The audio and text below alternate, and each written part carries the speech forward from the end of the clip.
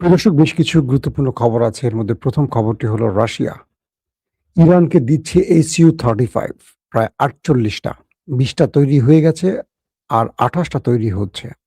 তার মানে যুদ্ধ কৌশলে ইরান এবার দখলদার দেশটিকে খেলা দেখাতে যাচ্ছে। ২ নম্বর গুরুত্বপূর্ণ খবর, ট্রাম্প এবং নেতানিয়াহু আসছে নির্বাচনে পরাজয়ের মুখ দেখতে পারেন এমন তথ্য আসছে সেই দেশগুলোর গণমাধ্যমে। ৩ নম্বর গুরুত্বপূর্ণ খবর, পিতার জানাজা শেষে এবার জাতির উদ্দেশ্যে প্রকাশ্যে কথা বললেন আয়াতুল্লাহ আলী খামেনির ছেলে মুস্তফা খামেনি। ঘোষণা দিলেন কঠিন প্রতিশোধ নেবার।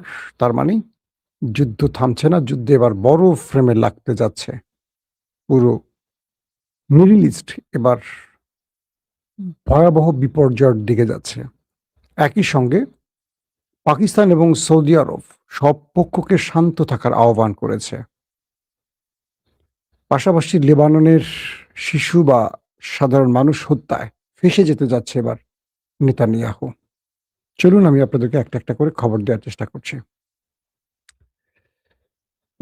মানবাধিকার গোষ্ঠীর যে তদন্তগুলো হয়েছে, লেবাননে দখলদার দেশটি যে পরিমাণ অ্যাটাক করেছে, এতে করে অনেক পরিবার, নিরীহ পরিবার মারা গেছে। এর মধ্যে ৩টি হামলা খতিয়ে দেখার চেষ্টা করছে অ্যামনেস্টি ইন্টারন্যাশনাল। অ্যামনেস্টি ইন্টারন্যাশনালের মতে দক্ষিণ লেবাননে ৩টি ইসরায়েলি বিমান হামলায় ১২ শিশুসহ ২৪ জন বেসামরিক নাগরিক নিহত এবং কয়েকটি পরিবার পুরোপুরি নিশ্চিহ্ন হয়ে গেছে। এটিকে যুদ্ধ অপরাধ হিসেবে তদন্ত করতে শুরু করেছে এই মানবাধিকার সংগঠনটি।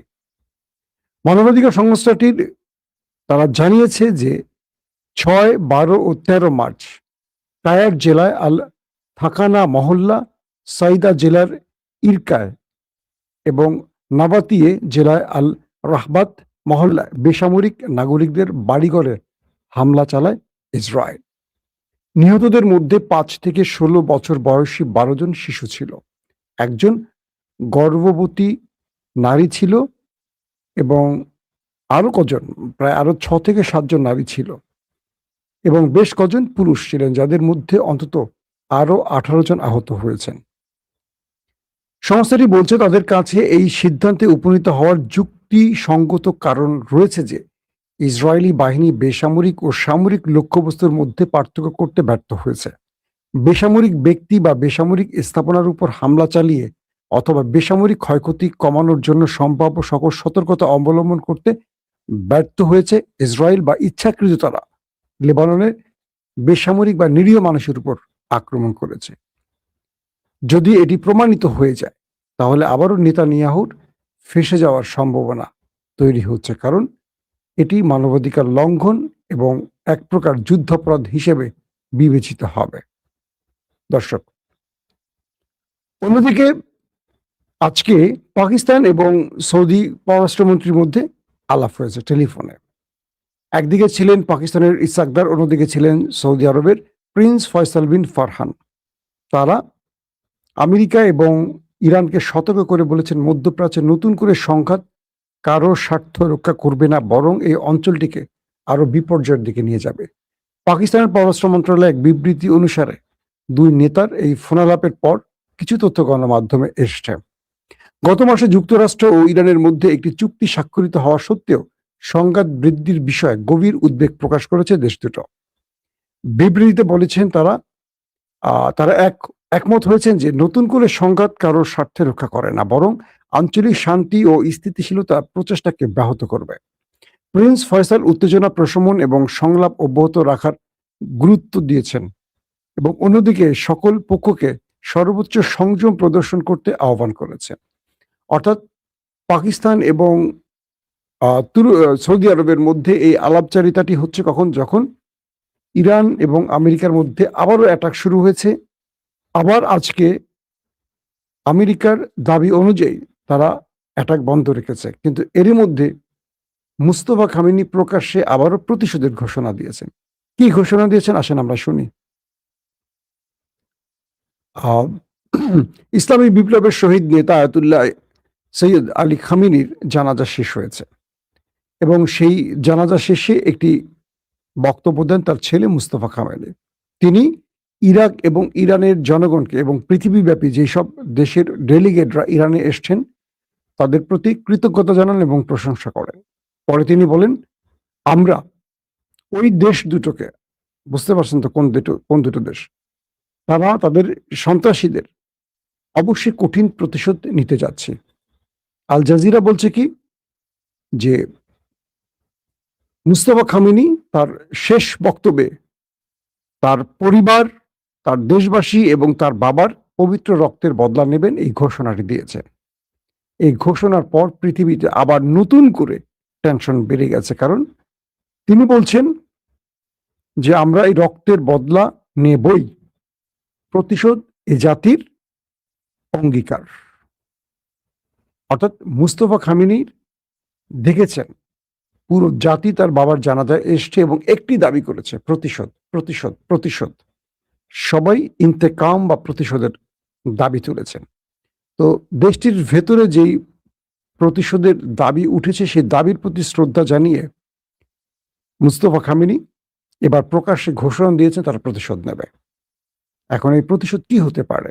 ট্রাম্প নেতানিয়াহুর উপর বিশেষ কোনো অ্যাটাক, নাকি আবারও মিসাইল অ্যাটাক? মিসাইল অ্যাটাক তো আমরা দেখেছি, কোনটা হবে এটা স্পষ্ট তিনি করেননি। কিন্তু এই ঘোষণাটির পর আবারও আমেরিকা ইসরায়েলের টেনশন বেড়ে গেছে। হতে পারে যে কোনো সময় ইরান ইসরায়েলে বড় কোনো অ্যাটাক করতে পারে। আবার হতে পারে ইরানের উপর ইসরায়েল আক্রমণ করলে ইরান তার পাল্টা জবাবটা, প্রতিশোধের ভাষাটাকে দ্বিগুণ আকারে দেখাতে পারে। এর আগে মার্কিন প্রেসিডেন্ট ডোনাল্ড ট্রাম্প বলেছেন যে তাকে যদি আক্রমণ করে বা হত্যার চেষ্টা করে তাহলে 1000 ক্ষেপণাস্ত্র তিনি প্রস্তুত রেখেছেন। পাশাপাশি পুরো ইরানকে ধ্বংসের জন্য তার সেনাবাহিনীকে নির্দেশ দিয়েছেন। দর্শক, সবচেয়ে গুরুত্বপূর্ণ আজকের যে খবরটি, আমি আরো কিছু তথ্য দেওয়ার আগে বলছি, মাস্কাটে ইতিমধ্যে, ওমানের যে মাস্কাট, সেখানে আলোচনায় ইরানের পররাষ্ট্রমন্ত্রী আব্বাস আরাকচি এবং ওমানি প্রতিপক্ষ একসাথে বসেছেন। সেখানে হরমুজ প্রণালী দিয়ে জাহাজ চলাচলের নিরাপত্তার জন্য উপযুক্ত ব্যবস্থা নিয়ে আলোচনা করছেন এই নেতারা। তার মানে ইরানের ডেলিগেট ওমানে পৌঁছে গেছে এবং সেখান থেকে তারা যুদ্ধ কি করে বন্ধ করা যায় অথবা হরমুজ ইস্যুতে ইরান এবং ওমান কি সিদ্ধান্ত নিতে পারে সেই ব্যাপারে আলোচনা চলছে। আসেন কয়েকটা তথ্য আগে আপনাদের দেই। এখন ইসরায়েল এবং আমেরিকার উপর প্রতিশোধ আসলে কি নিতে পারে মুস্তফা খামেনি যে ঘোষণাটা দিয়েছেন? বলা হচ্ছে যে খামেনির কাছে তার দেশের জনগণের দাবিটা সবচেয়ে বেশি গুরুত্ব পাচ্ছে, কারণ ইরানের জনগণ জানাজার সময় প্রত্যেকে বলেছিল তারা প্রতিশোধ চায়। এখন খামেনি অবশেষে আজ তার বাবার জন্য তিনি প্রকাশ্যে বক্তব্য দিয়েছেন এবং সেখানে প্রতিশোধ শব্দটা ব্যবহার করেছেন। আল জাজিরা সহ বড় বড় গণমাধ্যম সেটাকে জোরে সোরে প্রচার করছে। তার মানে এখন মধ্যপ্রাচ্যে আবার বড় যুদ্ধের দিকে যাচ্ছে, এটা কনফার্ম। একদিকে ডোনাল্ড ট্রাম্প তার জনপ্রিয়তা হারিয়েছেন, আগামী মধ্যবর্তী নির্বাচনে পরাজয়ের মুখ দেখতে পারেন, সম্ভাবনা বেশি। অন্যদিকে ইসরায়েলের সকল জনমত নেতানিয়াহুর বিরুদ্ধে চলে গেছে, কারণ নেতানিয়াহুর বিপক্ষে যারা রয়েছেন তারা এখন একজোট হয়ে নেতানিয়াহুর বিরুদ্ধে নেমেছেন। তার মানে আসছে নির্বাচনে নেতানিয়াহুর পরাজয় কনফার্ম। অক্টোবরে যে নির্বাচনটি হবে সেখানে মিস্টার নেতানিয়াহু, আমার নেতা কাকুর পরাজয়ের সম্ভাবনা সর্বাধিক, ট্রাম্পেরও পরাজয়ের সম্ভাবনা সর্বাধিক। প্রশ্ন হলো নেতানিয়াহু বাঁচবেন কি করে? তার বিরুদ্ধে প্রচুর দুর্নীতি মামলা রয়েছে। নেতানিয়াহুর সাথে আমাদের প্রিয় দেশ ভারতের নরেন্দ্র মোদীর একটা মিল আছে। তিনি প্রতিটি নির্বাচনের আগে একটা ঘটনা ঘটান, অর্থাৎ দেখবেন নরেন্দ্র মোদী নির্বাচনের আগে পাকিস্তানের সাথে উত্তেজনা তৈরি করেন, পেহেলগাঁও, পুলওয়ামা, শ্রীনগর, জম্মু কাশ্মীর, এইরকম কিছু ঘটনা ঘটাবেন এবং এই ঘটনার মধ্য দিয়ে দেখা যাবে পাকিস্তানের বেশ কিছু, ভারতের কিছু সেনা মারা গেছে, ভারতের অনেক সিভিলিয়ান মারা গেছে, বোমা হামলা হবে। তারপর একটা নতুন মুভি তৈরি করবে ভারত। সেই মুভিটা কি? ভারত পাকিস্তানে একটা স্ট্রাইক চালাবে, সার্জিক্যাল স্ট্রাইক। এটা নিয়ে 3-4 মাস মাতামাতি করতে করতে ভোট হয়ে যাবে। মানুষ পাকিস্তানের বিরুদ্ধে নরেন্দ্র মোদীকে মারবে, শুধু ছিল মারবে, নরেন্দ্র মোদী জিতে যাবে। ঠিক একইভাবে আমার নেতা কাকু, তিনি এ পর্যন্ত ফিলিস্তিনের সাথে যুদ্ধ ছড়িয়ে এখন পর্যন্ত আজকে কত বছর টেনে যাচ্ছেন। কেন টেনে যাচ্ছেন? কারণ তার বিরুদ্ধে দুর্নীতির মামলা চলছে। একদিকে তিনি প্রধানমন্ত্রী, কিন্তু তার বিরুদ্ধে মামলা চলছে এবং তাকে কোর্টে যেতে হচ্ছে নিয়মিত। তো এই যুদ্ধ করে তিনি আর কোর্টে যাচ্ছেন না। বলেন যুদ্ধকালীন সময় তার সিকিউরিটি প্রবলেম, তিনি কোর্টে যেতে পারবেন না। আগামী তো সেম কাজটি তিনি করবেন, অক্টোবরের নির্বাচনে তিনি মুখোমুখি হবেন না, নতুন নাটক করবেন, সেটা সময়ের আলোকে বোঝা যাবে। তবে ট্রাম্প তার উপর ক্ষেপে আছেন বলা হচ্ছে। তো আমেরিকার নজর তার উপর থেকে উঠে গেলে কিছু ঘটতে পারে। তাহলে প্রশ্ন হলো, যদি ইরান প্রতিশোধ নিতে চায় কিভাবে নেবে? মুস্তাফা খামেনি যে প্রতিশোধের ঘোষণা দিয়েছেন, কিভাবে নেবেন? ইতিমধ্যে ইরান তার শক্তিশালী মিসাইলগুলোকে লঞ্চিং প্যাডে বসানোর কাজ শুরু করেছে, এমন তথ্য আসছে। কারণ আমেরিকা এই যে আলোচনা করছে বাজার শেষে, অর্থাৎ বৃহস্পতিবার রাত বা শুক্রবার জুমাবার রাতে আবারও ইরান একটা অ্যাটাক করবে যে কোনো ছুতোয়। এটা একটা বাণিজ্যিক যুদ্ধ। ট্রাম্প এই বাণিজ্যিক যুদ্ধের মাধ্যমে তিনি শেয়ার বাজার কন্ট্রোল করেন বা হাতিয়ে নেন বিশাল অঙ্কের টাকা, বা তার বন্ধুদের হাতিয়ে নেওয়ার সুযোগ করে দেন। আবার থেমে যাবেন, আবার যুদ্ধ চলবে, আবার থেমে যাবেন, এই ভেঙে ভেঙে এই কাজগুলো চলবে। তো ইরানের পররাষ্ট্রমন্ত্রী আব্বাস আরাকচি বলছেন যে আমেরিকা যে শর্তগুলো নিজেরাই করেছে আমাদের সাথে, সেই শর্তগুলো নিজেরাই ভায়োলেট করেছে। তারা আমাদেরকে হরমুজ ইস্যুতে প্রত্যেকটা বিষয়ে সম্মতি দিয়ে সিগনেচার করেছে, স্বাক্ষর করেছে। এখন তারা সেগুলি নিজেরাই মানে কি বলবো অমান্য করছে, লঙ্ঘন করছে। আমেরিকা শান্তি চুক্তির ব্যাপারে তাদের সদিচ্ছা নাই, তারা ইরানের সাথে সময় ক্ষেপণ করছে। মূলত আমেরিকা একটা বড় যুদ্ধের জন্য প্রস্তুতি নিচ্ছে, অথবা মধ্যবর্তী নির্বাচনের জন্য দৃষ্টি ফেরাতে চাইছে, অথবা তার সামরিক বাজারে টান পড়ে গেছে। কারণ আমেরিকা ইরানকে ধ্বংস করতে তার বাংকার ব্লাস্টার সহ তার নিউক্লিয়ার সাইট, তার পাওয়ার সাইট, তার মিসাইল স্টোরেজ ধ্বংস করার জন্য যে পরিমাণ মিসাইল মারছে, এই মিসাইল মারার ফলে আমেরিকা দিন শেষে দেখলো যে ইরানের 90% মিসাইল স্টোরেজ এখনো অক্ষুণ্ণ আছে, 70 থেকে 80% মিসাইল লঞ্চার এখনো অক্ষুণ্ণ আছে। অর্থাৎ সেই বিশাল পাহাড়ের উপরে যেখানে মাটির নিচে তারা স্টোরেজ বানিয়ে রেখেছে ইরান, সেখানে ঢুকতে পারেনি। প্রায় 150-200 তলা একটা বাড়িকে ঢুকাই দিলে যত নিচে যাবে তার চেয়ে নিচে ইরানের সেই মিসাইল সাম্রাজ্য। তো ইরানের সেই পাহাড়গুলোতে 13 থেকে 14,000 বোমা মেরেছে, বাংকার ব্লাস্টার বোমা। কে মেরেছে? আমেরিকা। এগুলো সেখানে আর পৌঁছতে পারেনি, যার ফলে ইরানের কোনো মিসাইল, কোনো নিউক্লিয়ার সাইট এবং তাদের যে মিসাইল লঞ্চার, এগুলো ধ্বংস হয়নি। এবং বিভিন্ন গণমাধ্যম, বিবিসি, সিএনএন, বড় বড় গণমাধ্যম, এপি, রয়টার্স, তারা স্যাটেলাইট ইমেজ পর্যবেক্ষণ করে বলছে যে তারা উপরি ভাগের কিছু অংশ আক্রমণ করছে। কিন্তু ইরান তো বললাম না, 150 তলা বাড়ি বা 200 তলা বাড়িকে মাটির মধ্যে ঢুকায় দেন। এত নিচে ইরান তার সাম্রাজ্য বানিয়েছে। এখানে আমেরিকা পৌঁছানোর কোনো প্রযুক্তি আবিষ্কার করতে পারেনি, তারা যদিও দাবি করেছিল। তো সেই ইরানকে কিভাবে আমেরিকা সাইজ করবে? কারণ ইরান আমেরিকার দৌড় বুঝে গেছে। এখন আমেরিকা একটা কাজ করতে পারে, নিউক্লিয়ার আক্রমণ। কিন্তু ইসরায়েল এটিও বলছে যে আমাদের সাথে দর কষাকষির এই অজুহাতে হয়তো ইরান নিউক্লিয়ার বানিয়ে ফেলছে। এই যে যুদ্ধবিরতি এটা সেটা চলছে, এগুলোর মধ্যে মুস্তফা খামেনির বাবা আয়াতুল্লাহ খামেনি যেই মাসালাটা দিয়েছিলেন যে নিউক্লিয়ার বোমা হারাম, কারণ এটা মানব জাতিকে ধ্বংস করে। কিন্তু তার মৃত্যুর পর তার মাসালার পরিবর্তন আসছে। কি? মুস্তফা খামেনি বলেছেন যদি আমাদের কাছে এই নিউক্লিয়ার থাকতো, আজকে শত্রুর আক্রমণের সাহস করতো না, যেমন তারা উত্তর কোরিয়া আক্রমণের সাহস করে না। উত্তর কোরিয়া একটার পর একটা মিসাইল পরীক্ষা চালায়, আমেরিকা ভয় পায়, কারণ মেরে বসতে পারে। তো ইরান এই বক্তব্যটি দিয়ে কি প্রমাণ করলো? সাম্প্রতিক গত 3-4 দিন আগে আইআরজিসির বেশ গুরুত্বপূর্ণ একজন উপরস্থ অফিসার বলেছে যে ইরানের উপর যদি আবার নেক্সট আক্রমণ করা হয়, ইরান এবার নিউক্লিয়ার বোমা তৈরিতে নজর দেবে। আক্রমণ হয়ে গেছে।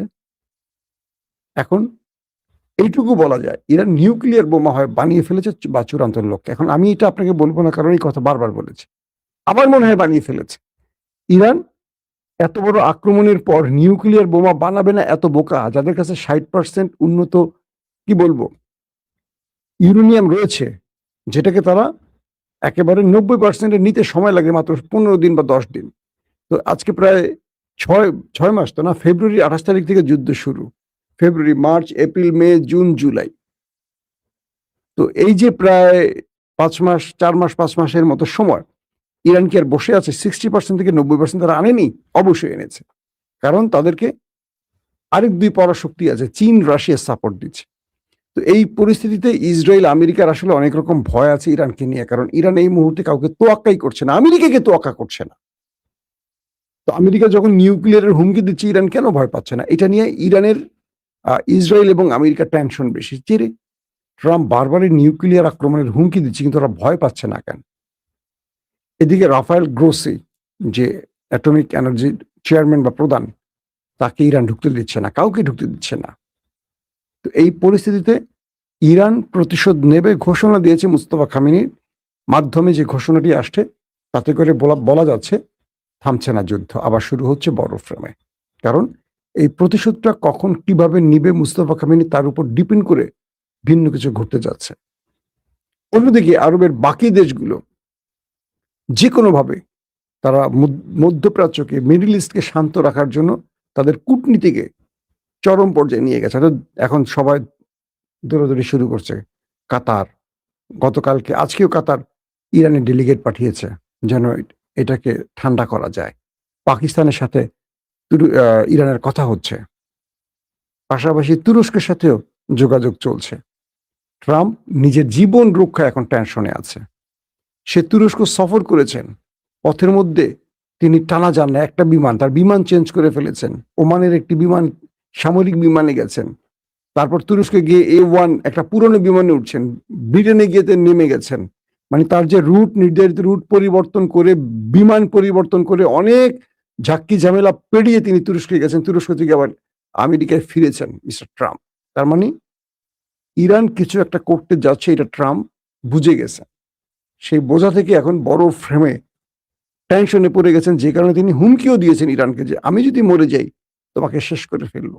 তুই বেটা মরে গেলে শেষ করবি কিভাবে? তো সেনাবাহিনী, তো নতুন প্রেসিডেন্ট নির্বাচন নিয়ে ব্যস্ত হয়ে যাবে। দর্শক, বিদায় নিচ্ছি আজকের মতো। প্রত্যেকে ভালো থাকবেন। আল্লাহ হাফেজ।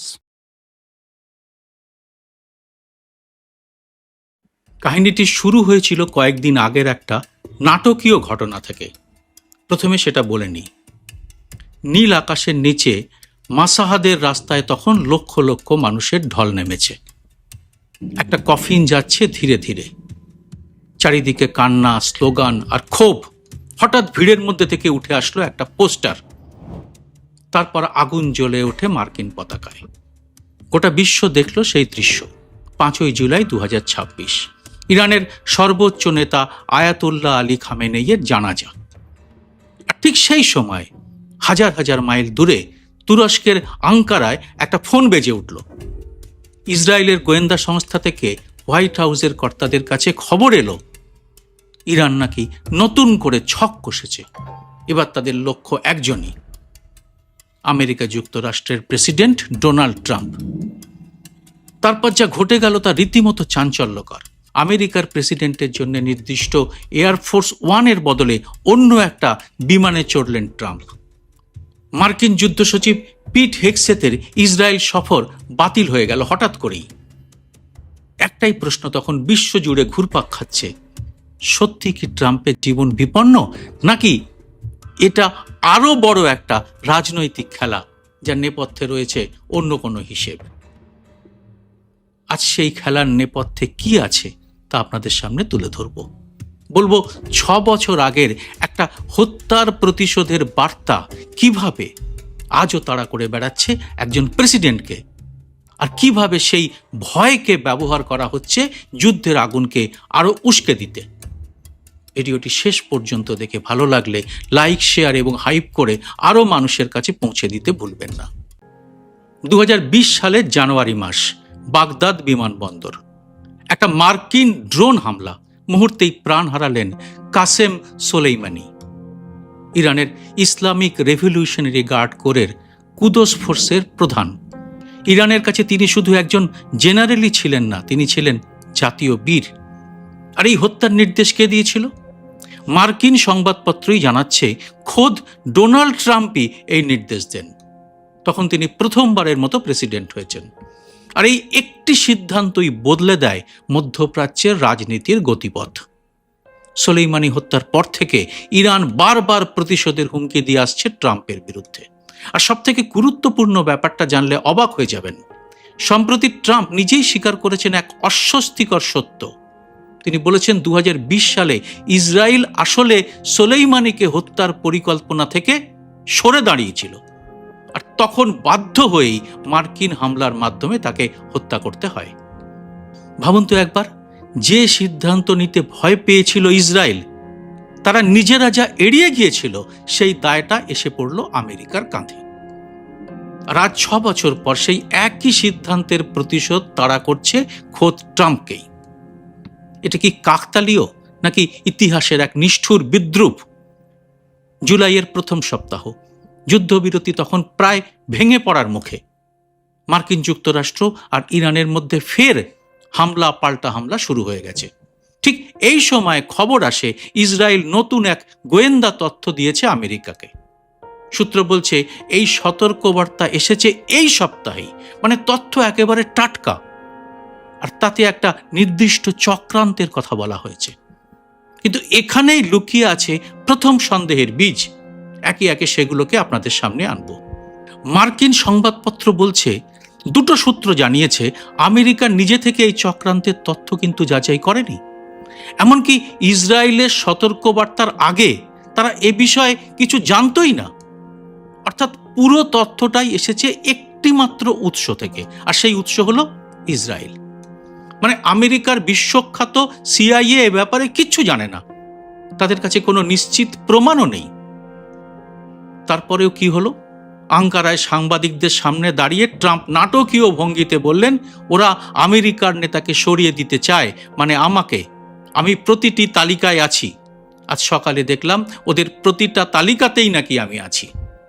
এতদিন হয়তো একটু ভাগ্যবান ছিলাম, কিন্তু সেটা বেশি দিন নাও চলতে পারে। তারপর আরও এক ধাপ এগিয়ে বললেন, এরা খারাপ, অসুস্থ মানুষ, এই ক্যান্সার আমাদের উপড়ে ফেলতে হবে। জানেন তো ক্যান্সার হলে কি করতে হয়? শুরুতেই কেটে ফেলতে হয়। আমি এটাই মনে করি। এটাই ট্রাম্পের বক্তব্য। শুনতে ভয়ঙ্কর লাগছে, তাই না? কথাটা বিশ্লেষণ করুন। প্রেসিডেন্টের মুখ থেকে ক্যান্সার কেটে ফেলার মতো কথার মানে কি? এটা কি শুধু আত্মরক্ষার কথা, নাকি এর আড়ালে লুকিয়ে আছে যুদ্ধের নতুন এক ইঙ্গিত? এবার আসি আসল নাটকে।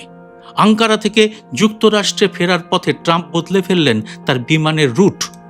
যুক্তরাষ্ট্রে ফেরার সময় তিনি চিরচেনা এয়ারফোর্স ওয়ানের বদলে অন্য একটা প্রেসিডেন্সিয়াল বিমানে চড়েন। আঙ্কারা থেকে রাত 8:30টায় বিমান ছাড়ার পর সাংবাদিকদের বলা হয় তারা যেন বিমানের জানলার পর্দা বন্ধ রাখেন, যাতে ভেতরের আলো বাইরে না যায়। আর যুদ্ধ সচিব পিট হেগসেথ, তার ইসরায়েল সফরের কথা ছিল, কিন্তু শেষ মুহূর্তে সেটা বাতিল হয়ে যায়। প্রেসিডেন্টের বিমান বদলানোর ঠিক আগে হেগসেথকে ইসরায়েল সফরে না যাওয়ার নির্দেশ দেওয়া হয়। ইরানের হুমকি সচিবদের ক্ষেত্রে প্রযোজ্য কিনা তা কিন্তু স্পষ্ট নয়, কিন্তু এখানে একটা প্রশ্ন উঠছেই। এত হুমকি, এত সতর্কতা, অথচ চক্রান্তের বিস্তারিত কিছুই প্রকাশ্যে নেই। দ্য ওয়াল স্ট্রিট জার্নালের প্রতিবেদনেও এই হত্যা চক্রান্তের কোনো বিস্তারিত তথ্য ছিল না। ওয়াশিংটন এখনও এই গোয়েন্দা তথ্য যাচাই করছে, এবং এই চক্রান্ত ঠিক কতটা এগিয়েছিল বা ইরান আদৌ তা বাস্তবায়নের পথে এগিয়েছিল কিনা তা এখনো স্পষ্ট নয়। তাহলে পুরোটাই কি স্রেফ নাটক, নাকি সত্যিই বিপদ ঘনিয়ে এসেছে? উত্তরটা কিন্তু এতটা সহজ নয়। এবার একটু ঘটনার গভীরে যাওয়া যাক। কেন ঠিক এই মুহূর্তেই ইসরায়েল এই তথ্য দিল? এর পেছনে কি কোনো রাজনৈতিক অঙ্ক আছে? টাইমিংটা কিন্তু ভালো করে লক্ষ্য করুন। একজন মার্কিন কর্মকর্তা সংবাদ মাধ্যমকে বলেছেন, ইরানের ব্যাপারে ট্রাম্পের সিদ্ধান্তকে প্রভাবিত করার জন্যে এটা একটা বৃহত্তর ইসরায়েলি চক্রান্ত কিনা তা খতিয়ে দেখা হচ্ছে। মানেটা স্পষ্ট। ট্রাম্প যখন ইরানের বিরুদ্ধে সামরিক পদক্ষেপ আরো জোরদার করবেন কিনা তা নিয়ে সংশয়ে দোদুল্যমান, ঠিক তখনই এই সতর্কবার্তা আসছে। আর তাতে ট্রাম্প ফের যুদ্ধে ঝাঁপিয়ে পড়বেন, এটাই কি ইসরায়েল চাইছে? ইসরায়েলের প্রধানমন্ত্রী নেতানিয়াহু বারবারই ট্রাম্পের কূটনৈতিক প্রচেষ্টা নিয়ে গভীর সন্দেহ পোষণ করেছেন। ট্রাম্প যে একেবারে ইরানকে শেষ করে দিতে চান, এটা কিন্তু তিনি মনে করেন না। আর লেবাননে ইসরায়েলি সামরিক তৎপরতা নিয়েও দুজনের মধ্যে মতবিরোধ রয়েছে। আর সেই কারণটাই এই রিপোর্ট নিয়ে সন্দেহকে আরও প্রাসঙ্গিক করে তুলেছে। একজন মার্কিন বিশ্লেষক তো সরাসরি বলেই দিয়েছেন, নেতানিয়াহু বহুদিন ধরেই ইরানের বিরুদ্ধে আরও কঠোর এবং আরও যুদ্ধংদেহী অবস্থান নেওয়ার জন্যে মার্কিন যুক্তরাষ্ট্রের উপর চাপ দিয়ে আসছেন। অথচ তারা কিন্তু এর ফলে ইরানের শাসন ব্যবস্থার আদেও কোনো পরিবর্তন করতে পারবেন কিনা তার কোনো স্পষ্ট পরিকল্পনা নেই। এমনকি মার্কিন কংগ্রেসের ভেতর থেকেও এ নিয়ে প্রশ্ন উঠেছে। একজন ডেমোক্র্যাট আইন প্রণেতা সরাসরি অভিযোগ করেছেন, ইসরায়েল আসলে ইরানের বিরুদ্ধে সামরিক অভিযানে ট্রাম্পকে ঠেলে দেওয়ার জন্যই এই চক্রান্তের কথা বানিয়ে বলেছেন। এখন প্রশ্ন হলো, এই অভিযোগ কি সত্যি নাকি নিছক রাজনৈতিক চাপানুতর? এই মুহূর্তে তা নিশ্চিত করে কেউই বলতে পারছেন না। কিন্তু একটা বিষয় স্পষ্ট, একজন প্রেসিডেন্টের জীবন নিয়ে হুমকি আর সেই হুমকিকে ঘিরে রাজনৈতিক দাবার চাল, দুটো একসঙ্গে মিলেমিশে গেছে এমনভাবে যে সত্যি আর কৌশলকে আলাদা করা প্রায় অসম্ভব হয়ে উঠছে। এবার একটু পেছনের ছবিটা দেখা যাক, কেন এত টানাপোড়েন। আসলে এই পুরো ঘটনাটা ঘটছে এমন এক সময় যখন যুদ্ধবিরতি প্রায় ভেঙে পড়েছে। 60 দিনের যে যুদ্ধবিরতি সংঘাত থামিয়েছিল তা এখন প্রায় ছিন্ন ভিন্ন। দুপক্ষই একে অপরকে হুমকি দিচ্ছে, হামলা চালাচ্ছে। তবুও কূটনৈতিক প্রচেষ্টা কিন্তু এখনও পর্দার আড়ালে চলছে এবং দুই দেশ আগস্টের মাঝামাঝি নাগাদ একটা পারমাণবিক চুক্তিতে পৌঁছানোর চেষ্টা করছে। আর ঠিক সেই সময় যুদ্ধজাহাজে চলছে প্রস্তুতি। ইউএসএস আব্রাহাম লিঙ্কনে বৃহস্পতিবার যুদ্ধ বিমানে অস্ত্র বোঝাই করা হয়েছে। পাইলটরা মহড়া দিয়েছেন যাতে প্রয়োজন হলেই দ্রুত হামলা চালানো যায়। একদিকে কূটনীতির কথা বলা হচ্ছে, অন্যদিকে যুদ্ধের প্রস্তুতি চলছে পুরো দমে। আর তার মধ্যে এই রিপোর্ট। এই ডবল স্ট্যান্ডার্ডে কি এখন ট্রাম্পের আমেরিকার আসল ছবি? আর খামেনেইয়ে জানা যায় যা ঘটেছে তা পুরো পরিস্থিতিকে আরো উত্তপ্ত করে তুলেছে। 5ই জুলাই খামেনির অন্ত্যেষ্টিক্রিয়ার বিক্ষোভকারীরা মার্কিন এবং ব্রিটিশ পতাকা পুড়িয়ে দেয় আর ইংরেজিতে একটি প্লাকার্ড তুলে ধরে। এমনকি ইরানের সংসদেও এই ক্ষোভের প্রতিফলন দেখা গেছে। ইরানের এক এমপি সাবেতি সংসদে ট্রাম্প এবং অন্যান্য মার্কিন ইসরায়েলি নেতাদের বিরুদ্ধে প্রতিশোধ এই নামের একটি বিলকে অগ্রাধিকার দেওয়ার আহ্বান জানিয়েছেন। এবার আসল প্রশ্নে ফেরা যাক। ট্রাম্প বারবার নিজেকে ভিকটিম হিসেবে তুলে ধরেন, এটাই তার বড় কৌশল। কিন্তু এই ভিকটিমের গল্পটা কি পুরোপুরি নিরপেক্ষ? মনে রাখা দরকার, এই পুরো সংকটটা শুরুই হয়েছিল ট্রাম্পের নিজের সিদ্ধান্ত থেকেই। 2020 সালে সোলাইমানিকে হত্যার হুকুমও তিনি দিয়েছিলেন। সেই সিদ্ধান্তের প্রতিক্রিয়ায় 6 বছর ধরে তাড়া করা হুমকি নিয়ে আজ তিনি নিজেকে নির্দোষ ভিকটিম হিসেবে দেখাচ্ছেন। অথচ একই সময় তার প্রশাসনই ইরানের বিরুদ্ধে নতুন করে বিমান হামলা চালাচ্ছে। আর ক্যান্সার কেটে ফেলার মতো ভাষা, এই ভাষা কি শুধু আত্মরক্ষার কথা বলে, নাকি এটা এক ধরনের প্রস্তুতিমূলক প্রচার যাতে ভবিষ্যতে ইরানের বিরুদ্ধে আরো বড় সামরিক পদক্ষেপ নিলে জনমত তার পাশে থাকে? সবথেকে বড় কথা, এই পুরো গল্পের গুরুত্বপূর্ণ অংশটাই এখনো অস্পষ্ট। হত্যার চক্রান্তটা আসলে কতটা বাস্তব তার কোনো অকাট্য প্রমাণই নেই। শুধু একটা দেশের মানে ইসরায়েলের দেওয়া তথ্যের উপরে ভিত্তি করে গোটা বিশ্ব জানছে যে আমেরিকার প্রেসিডেন্টের জীবন বিপন্ন। অথচ এই তথ্য দেওয়ার পেছনে ইসরায়েলের একটা রাজনৈতিক স্বার্থ আছে, যাতে মার্কিন যুক্তরাষ্ট্র ইরানের বিরুদ্ধে আরো বড় আকারে যুদ্ধে নামে। এটাই কি আজকের ভূ রাজনীতির সবচেয়ে বিপজ্জনক দিক? সত্যি আর কৌশল এমনভাবে মিশে যাচ্ছে যে সাধারণ মানুষের পক্ষে আসল সত্যটা বোঝা খুব কঠিন হয়ে পড়ছে। আর এটা কি সত্যি যুদ্ধকে জিয়ে রাখার একটা কৌশল? এ ব্যাপারে আপনার মতামত অবশ্যই জানান কমেন্ট বক্সে। জয় হিন্দ, সত্যামেব জয়তে। স্বাধীন সাংবাদিকতার পাশে দাঁড়াতে এবং আমার প্রতিটি ভিডিও সবার আগে পেতে মাসে মাত্র 59 টাকা দিয়ে চ্যানেলের মেম্বারশিপ নিতে পারেন। চ্যানেলটি খুলে জয়েন শব্দটিতে ক্লিক করে যে কোনো দেশ থেকেই খুব সহজেই এ কাজ করা যায়। চ্যানেলটি ভালো না লাগলে সহজে মেম্বারশিপ ছেড়েও দিতে পারবেন। যারা এর মধ্যেই মেম্বারশিপ নিয়েছেন তাদের অনেক অনেক ধন্যবাদ। আপনাদের জন্য আলাদা করে ভিডিও তৈরির কাজও খুব শীঘ্রই শুরু করা হবে।